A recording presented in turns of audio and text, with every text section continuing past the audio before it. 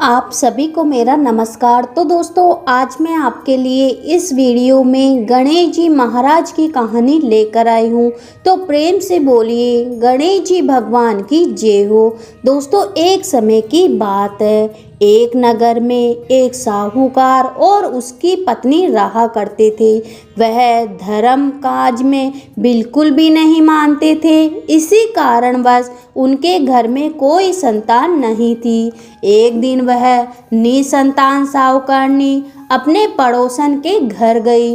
उसने देखा वहाँ कोई पूजा पाठ हो रही है। उस दिन संकट चतुर्थी थी। वह पड़ोसन संकट चतुर्थी की पूजा कर रही थी और सभी को कहानी सुना रही थी। साहूकारनी बड़ी विस्मयता से वहां पहुंची और जरा नजदीक जाकर उसने पड़ोसन से पूछा कि यह तुम क्या कर रही हो। तब वो पड़ोसन अपने मुख पर एक स्मित के साथ बोली कि आज संकट चतुर्थी व्रत है, इसलिए मैं सभी को कहानी सुना रही हूँ।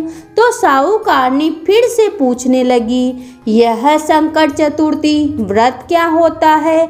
साहूकारनी इस प्रश्न के उत्तर में पड़ोसन बोली कि यह व्रत एक महान व्रत है।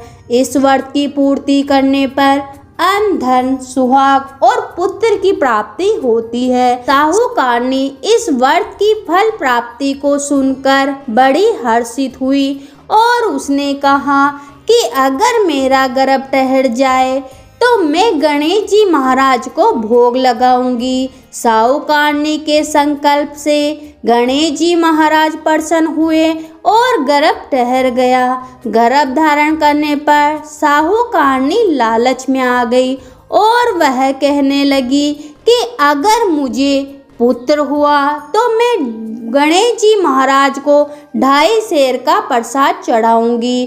कुछ दिन बीत जाने के बाद उसके घर एक सुंदर सा पुत्र हुआ। वह बोली कि हे गणेश जी महाराज, अगर मेरे बेटे का विवाह हो जाए तो मैं 5.25 सेर का प्रसाद चढ़ाऊंगी। कुछ वर्ष बीत जाने पर उसके बेटे का विवाह निश्चित हो गया और उसका बेटा विवाह करने के लिए चला गया।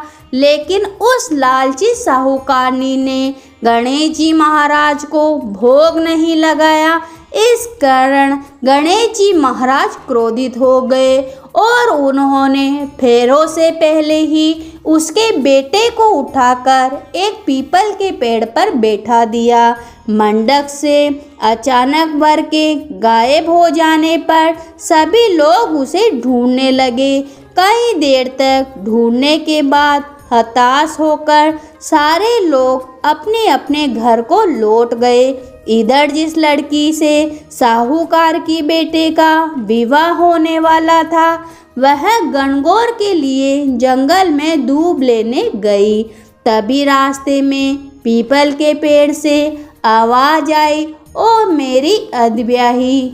यह बात सुनकर डर के मारे जब वह लड़की अपने घर आई, उस दिन के बाद बहुत धीरे धीरे वह सूख कर काटा होने लगी।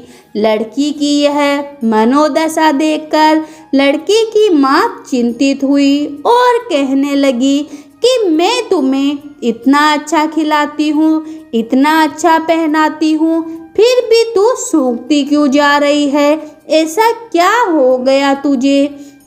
तब लड़की ने डर के मारे अपनी माँ से बात कही।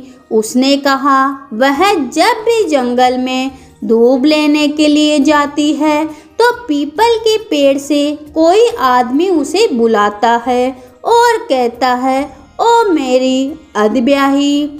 और आगे उसने उस आदमी के रूप का वर्णन करते हुए कहा, उसने मेहंदी लगा रखी है और सेहरा भी बांध रखा है। उसकी यह बात सुन उसकी माता बड़ी चिंतित हुई और उसने पीपल के पेड़ के पास जाकर देखा तो वह चौंक गई।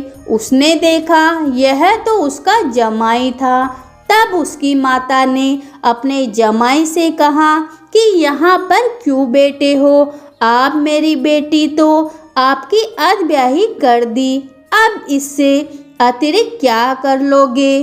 तब जमाई बोला कि मेरी माता ने चतुर्थी के दिन गणेश जी महाराज को भोग बोला था और आज तक भोग नहीं चढ़ाया।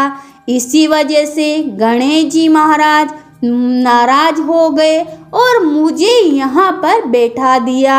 अपने जमाई की बात सुनकर लड़की की माँ साहूकारनी के घर गई और उससे पूछने लगी कि क्या आपने गणेश जी महाराज के उपलक्ष्य में कोई पण किया था? तब साहूकारनी बड़ी विस्मयता से बोली कि हाँ, मैंने गणेश जी महाराज को 5.25 भण की प्रसादी बोली थी। उसके बाद साहूकारनी बोली कि हे गणेश जी महाराज, अगर मेरा बेटा घर आ जाए तो मैं 2.5 मण का प्रसाद चढ़ाऊंगी। साहूकार का यह वचन सुनकर गणेश जी महाराज अति प्रसन्न हुए और उसके बेटे को फेरों में लाकर बैठा दिया। बेटे का विवाह धूमधाम से संपन्न हो गया।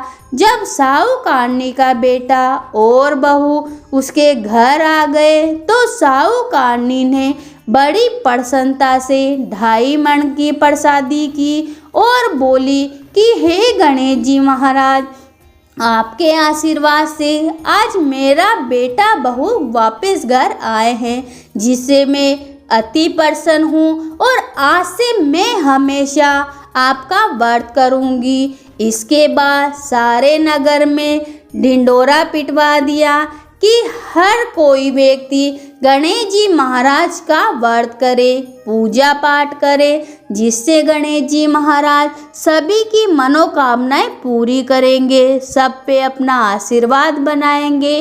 तो हे गणेश जी महाराज, जैसे आपने साहूकारनी की सुनी वैसे सबकी सुनना। कहानी सुनने वाले, हुकारा भरने वाले, सबकी मनोकामना पूरी करना, सब पे अपना आशीर्वाद बनाए रखना। तो प्रेम से बोलिए गणेश जी भगवान की जय हो।